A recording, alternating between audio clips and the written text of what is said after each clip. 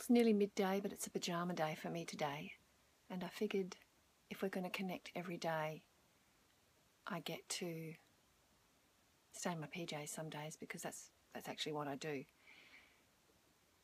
Today's word vitamin unpacks the difference between the two words isolation and solitude. I mentioned in a previous word vitamin on sensitivity that it's important, especially when we're going through times where we're feeling a bit sensitive, that we don't isolate, we spend quality solitude.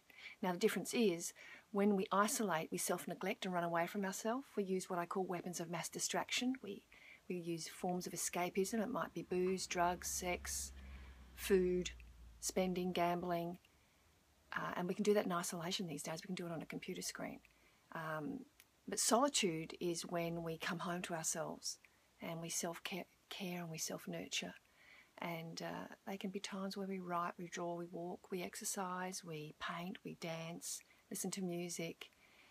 My husband's downstairs now tinkering with his woodworking. That's his time of solitude, and his little tail wags. And for me, it's writing. It's just, we're both really good at solitude, and that's why I knew he'd be a good partner for me. He knows how to self-care and enjoy time to himself, even though he's an extrovert.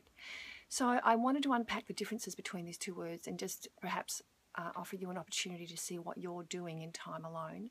Are you nurturing dreams and filling up your happy tank, or are you draining it and then coming out of times alone, isolation, where you're spent, you're drained, not fulfilled?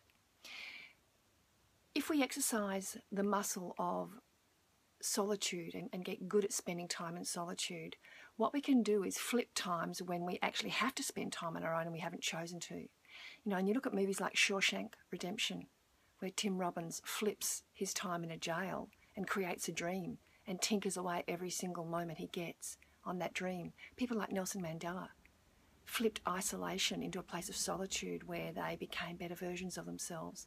And, you know, for me, I know in my single years, and for sometimes some of us end up single and we kind of didn't really want to be there at that time in our lives. But if you flip that time, rather than feeling isolated and dejected, I mean, I wrote my books. I wrote my first 2 books, you know, when I was going through time alone as a single woman, and so I use that time wisely.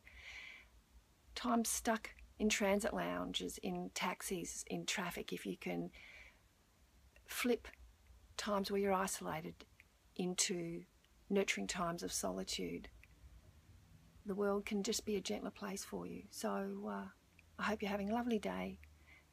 Look forward to seeing you tomorrow. Lots of love. Mwah! Bye.